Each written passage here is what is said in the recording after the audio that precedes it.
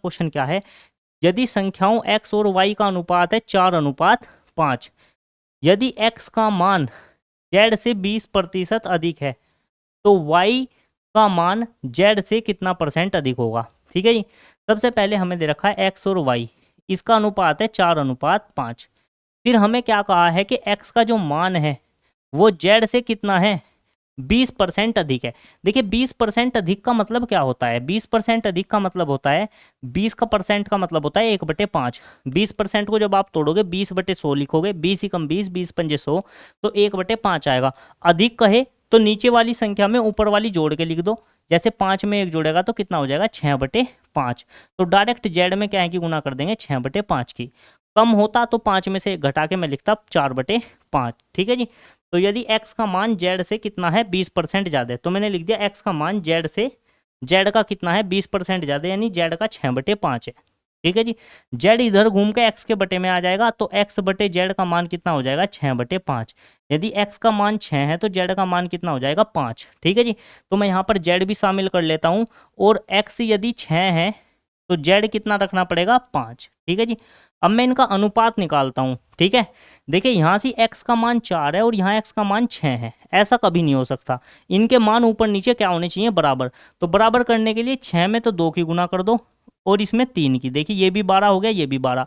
अब एक चीज करनी है, 4 में 3 की गुना हुई है तो इस लाइन में जितनी भी संख्याएं हैं उसमें भी 3 की गुना होगी। जैसे कि ये 5 में भी कितने गुना करनी पड़ेगी, 3 की। 6 में 2 की गुना हुई है तो इस लाइन में जितनी भी संख्या है उसमें 2 की गुना करनी पड़ेगी, यानी कि 2 की गुना मुझे 5 में भी करनी पड़ेगी। ठीक है, ये तो हो गया 4 तिया 12, 4 6 दूनी 12, तो यानी कि x का मान तो है 12। ऐसा मत कर देना 12 12 आप 24 लिख दो, सिर्फ 12 लिखना है। ठीक है, 5 तिया 15 और 5 दूनी 10, ये हो गया इसके मान। पूछा क्या है कि y का जो मान है वो z से कितना अधिक है। देखिए y का मान है 15, z का मान है 10, तो y का मान z के मान से कितना अधिक है, 5 अधिक है। किसके मान से पूछा है, z के मान से, तो बटे में आ जाएगा z का मान। और हमसे क्या पूछा है, प्रतिशत में, तो प्रतिशत में बदलने के लिए गुना 100%, क्योंकि आंसर क्या में दे रखे हैं, सारे प्रतिशत में। देखिए 1 0 से कट जाएगी 1 0, 5 की गुना 10 में होगी तो कितना हो जाएगा, 50%। इस तरीके से आपको क्वेश्चन करना है, आंसर हो जाएगा ऑप्शन नंबर सी। तो उम्मीद है आपको आंसर जो है समझ में आया होगा, तरीका समझ में आया होगा। अगले क्वेश्चन की अगर मैं बात करूं तो अगला क्वेश्चन क्या होने वाला है, यदि a b के 7.5% के बराबर है, b c के 1.5% के बराबर है और d c के 5% के बराबर है, तो a अनुपात d का मान क्या है। ठीक है जी। तो a जो है वो बराबर है b के 7.5% के, यानी कि 7.5% के। आपको पता होगा 7.5% को 15/2 भी कह सकते हैं, 15/2%। तो अगर मैं देखूं a बराबर b गुना 15 परसेंटेज हटेगा तो बटे में 100 से गुना हो जाएगी, बटे में आ जाएगा 100। तो a बराबर हो जाएगा b गुना 15/200। अगर मैं 5 से काट लूँ, 5 तिया 15, 5 चौक 20, तो ये हो जाएगा a बराबर b गुना 3/40। ठीक है जी। b बटे में आ जाएगा a के, तो a बटे b बराबर 3/40 बचेगा, यानी कि a अनुपात b कितना हो गया, 3:40। ठीक है जी। इसी तरीके से मैं क्या निकालता हूँ, b अनुपात c। b का मान जो है c के 1.5% के बराबर है। अब 1.5% आपको सबको पता होगा, 1.5 को हम क्या लिख सकते हैं, 3/2%। ठीक है, 1.5 को क्या लिख सकते हैं, 3/2।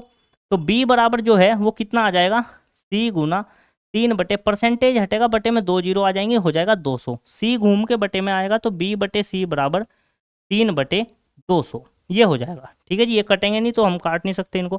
फिर आगे मैं क्वेश्चन को सोल्व करूं तो क्या दे रखा है, d का मान जो है वो c के 5% के बराबर है। d जो है बराबर है c के 5% के। ठीक है, तो d c घूम के बटे में आ जाएगा तो d बटे c, और 5% का परसेंटेज हटेगा, बटे में आ जाएगा 100। ठीक है जी। अगर मैं इसको काट लूँ तो 5 कम 5, 5 दूनी 10, तो d बटे c बराबर कितना आ जाएगा, 1/20।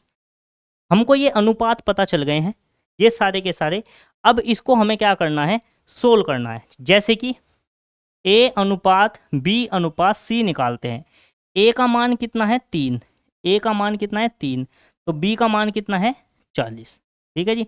इसी तरीके से b का मान अगर 3 है, b का मान अगर कितना है 3, तो c का मान कितना है जी 200। इसी तरीके से d भी दे रखा है कि d का मान अगर 1 है तो सी का मान कितना हो जाएगा, 20 हो जाएगा। कि डी का मान अगर 1 है तो सी का मान कितना हो जाएगा, 20। अब इसको हमें सोल्व करना है, ठीक है। देखिए सी का मान यहाँ 200 है, सी का मान यहाँ कितना है, 20। पहले इस 200 और 20 को बराबर करने के लिए यहाँ पर किस चीज़ की गुना करनी पड़ेगी, 10 की। अगर 10 की गुना यहाँ की है तो 10 की गुना यहाँ भी करनी पड़ेगी, ठीक है जी। तो देखिए ये भी 200 हो गया, ये भी कितना हो गया, 200, ठीक है जी। लेकिन अब एक समस्या क्या है कि देखिए बी का मान यहाँ 40 है, बी का मान यहाँ 30 है। तो इसको बराबर करने के लिए इधर तो कर दो 40 की गुना और इधर कर दो 3 की गुना। अब 3 की गुना इधर की है तो 3 की गुना इसमें भी करनी पड़ेगी, और 40 की गुना यहाँ की है तो 40 की गुना इसमें भी करनी पड़ेगी, ठीक है जी। अब समस्या ये आ गई है, समस्या क्या आ गई है, देखिए 40 की गुना आपने यहाँ कर दी, जो चीज़ 200 थी उसमें 40 की गुना कर दी, तो यहाँ और यहाँ गड़बड़ हो गई मामला। अगर यहाँ 40 की गुना की है तो यहाँ भी किसकी करनी पड़ेगी, 40 की। और अगर इसमें 40 की गुना कर दी तो इधर भी कितनी करनी पड़ेगी, 40 की गुना करनी पड़ेगी। तो डी का मान जो है वो कितना हो जाएगा, 40 की 10 में गुना करेंगे तो डी का मान तो हो जाएगा 400। इसका मान कितना हो जाएगा, 4 दूनी 8, 8000 हो जाएगा। और इसका मान कितना हो जाएगा, 120 हो जाएगा। और इसका मान हो जाएगा 9। तो ये 9 अनुपात 120 अनुपात 8000 अनुपात 400 हो जाएगा। तो आपसे पूछा है कि ए और डी का अनुपात ज्ञात करें। ए का मान कितना आ गया, मैं यहाँ पे कर देता हूँ सोल्व। ए का मान कितना है जी, 9, और डी का मान कितना है जी, 400। तो ए और डी का अनुपात 9 अनुपात 400 आ गया। ऑप्शन नंबर बी बिल्कुल सही आंसर होगा। देखिए इसका एकमात्र यही तरीका है जिससे आप क्वेश्चन आसानी से कर सकते हैं, और कोई भी तरीका इसको नहीं हो सकता। कैलकुलेशन समझ में नहीं आई है तो एक बार वापस से बैक करके समझ ही लीजिएगा। एक बार मैं और आपको अगर बता दूं थोड़ा आसानी से, तो आप यहाँ पर समझा देता हूँ मैं, एक बार और आप समझ लीजिए। जैसे कि मैंने क्या क्या निकाला, मैं डायरेक्ट मान रखूँगा जो मेरे पास आए हैं।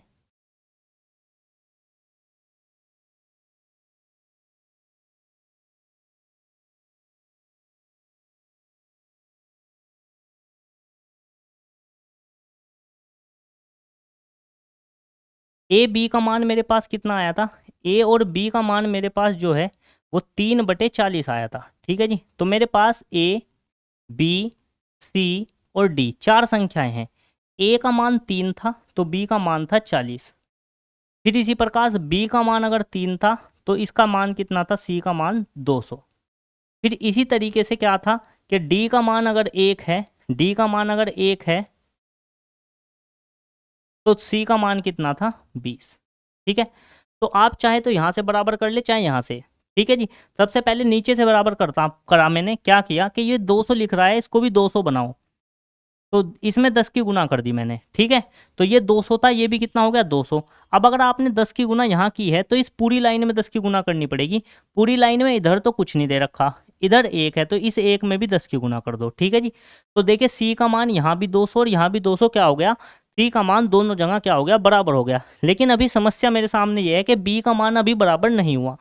बी का मान यहाँ 40 है, यहाँ बी का मान 3 है। तो सबसे पहले बराबर करने के लिए इसमें कैसे की गुना कर दो, 3 की, और इसमें कैसे की गुना कर दो, 40 की। अब एक समस्या और आ जाती है हमारे सामने, क्या कि अगर यहाँ 40 की गुना की है तो इधर भी कहीं की गुना करनी पड़ेगी, 40 की करनी पड़ेगी, ठीक है। अब यहाँ 3 की गुना की है तो यहाँ भी कहीं की गुना करनी पड़ेगी, 3 की करनी पड़ेगी, ठीक है। तो ये तो 120 हो गया, ये भी 120 हो गया। समस्या क्या आ गई है, जैसे ही मैंने यहाँ 40 की गुना की, ये 200 की गुना 40 हो तो यहाँ तो सी का मान अलग हो गया, और यहाँ इसके सी का मान 200 ही है अभी भी। तो मुझे फिर से दोबारा बराबर करना पड़ेगा। ये 200 को 40 की गुना की है तो यहाँ भी 200 में किसकी गुना करनी पड़ेगी, 40 की। और फिर इस पूरी लाइन में 40 की गुना करनी पड़ेगी, यानी कि यहाँ भी किस चीज़ की गुना करनी पड़ेगी, 40 की। अब आप देखिए सब कुछ बराबर है, यहाँ भी 200 गुना 40 लिखा है, यहाँ भी 200 गुना 40 लिखा है, ठीक है। यहाँ भी 4 तिया 12 120 है, यहाँ भी 120 है, यानी कि मेरे बी के मान यहाँ भी बराबर है, सी के मान यहाँ भी बराबर है। तो ये कितना हो गया, 3 तिया 9 हो गया ए का मान, बी का मान हो गया 120, सी का मान हो गया, इसकी 200 की 4 में गुना करेंगे तो 8000, और डी का मान हो गया, इन सब की गुना कर देंगे तो कितना हो जाएगा, 400। मुझसे पूछा है कि ए अनुपात डी क्या होगा। ए का मान है मेरे पास 900, डी का मान मेरे पास है 400, तो ए और डी का मान आ जाएगा 9 अनुपात 400, यानी कि ऑप्शन नंबर बी। बहुत आराम से धीरे धीरे समझाया है, उम्मीद है समझ में आ गया होगा। जिसके समझ में नहीं आया कमेंट करके बताएं, हम आपको डिटेल में समझाने की कोशिश करेंगे। तो उम्मीद है ये काफ़ी बच्चों के समझ में आ गया होगा, इतने आसानी से समझाया है। फिर भी अगर कोई दिक्कत है तो कमेंट करके बताइए। अगले क्वेश्चन पर चलते हैं। अगला क्वेश्चन क्या होने वाला है, तो देखिए क्या दिया हुआ है, यदि A जो है B से 80% अधिक है, B C से 20% अधिक कम है, तो A B C का मान ज्ञात करें। ठीक है जी।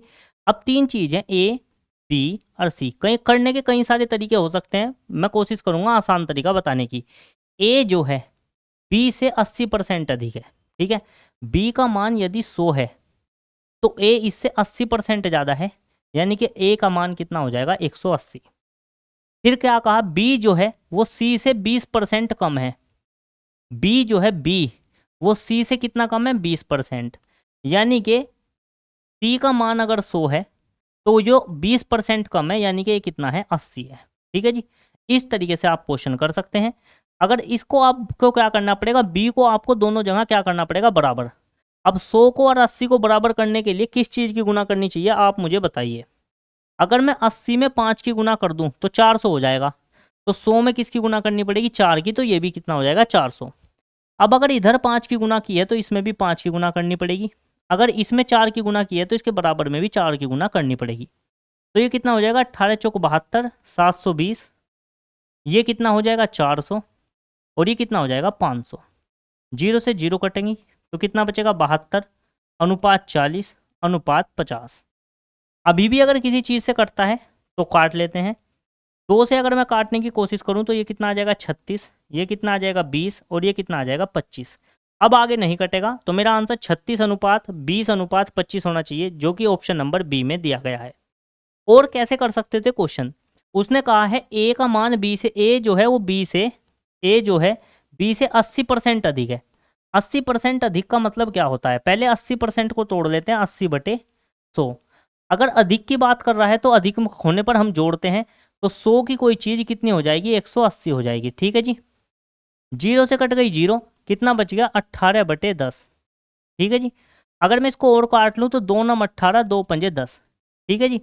तो क्या हो गया, ए का मान जो है बी से 80% अधिक है, यानी कि अधिक वाला तो हो गया ए और कम वाला हो गया बी, यानी कि जो भी मेरा आंसर होगा उसमें ए अनुपात बी जो है वो ए का मान 9 और बी का मान 5, यानी कि ए अनुपात बी 9 अनुपात 5 होना चाहिए। मुझे ऐसा आंसर देखना है जिसमें ए अनुपात बी कितना हो 9 अनुपात 5 दिया हो। ठीक है जी। तो ऐसा आंसर कौन सा हो सकता है, देखिए ये दोनों में किसी भी संख्या से ये दोनों कटने वाले नहीं है, तो ये 9 अनुपात जो है 5 नहीं बनाएंगे। अगर इसकी बात करूँ, देखिए 4 नम 36, 4 पंजे 20, तो 9 अनुपात 5 बन गया, तो यही मेरा आंसर हो जाएगा। और भी चेक कर लेता हूँ, आप कहने लगोगे दूसरे को क्या पता ये वाले ऑप्शन में भी बन रहा हो। ये कितना है, ये 36 अनुपात 5 है, ये कटने का ही नहीं, तो ये भी ऐसा ही आएगा। इसकी अगर बात करूँ 5 4 पंजे 20, सॉरी 5 चौक 20 और 5 पंजे 25, ये तो 4 अनुपात 5 है। एक ही ऑप्शन ऐसा है जिसमें 36 अनुपात 20 दिया हुआ है। मैं तो इस तरीके से क्वेश्चन करता, बाकी ये वाला तरीका भी मैंने आपको समझा दिया है। कई लोग ऐसे भी कर सकते हैं कि पहले ये देखेंगे कि ए बी से 80% अधिक है, तो ए और बी का मान आ गया 9 अनुपात 5।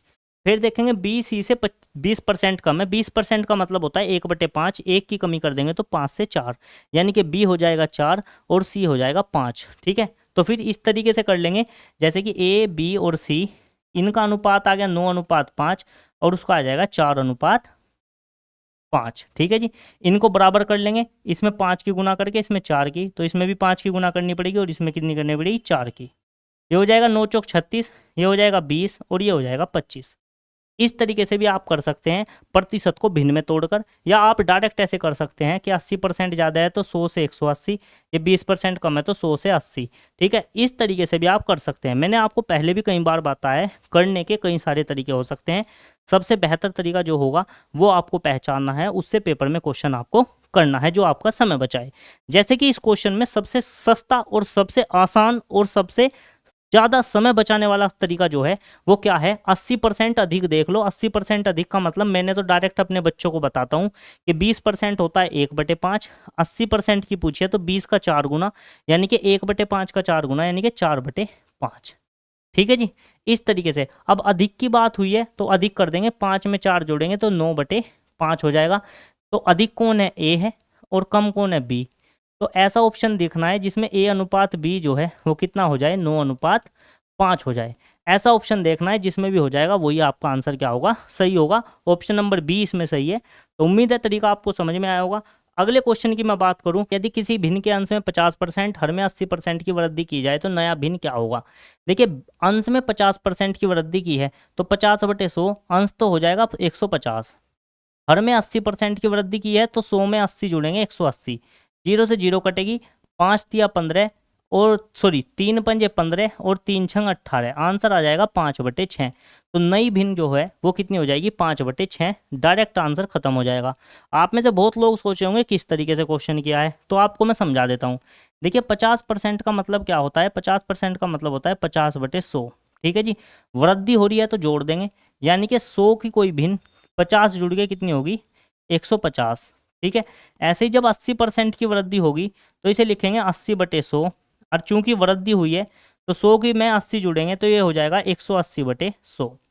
तो अंश जो है, अंश तो हो गया 150/100, हर हो गया 180/100। ठीक है जी, 100 से कट जाएगा 100, ऊपर बच जाएगा 150, नीचे बच जाएगा 180।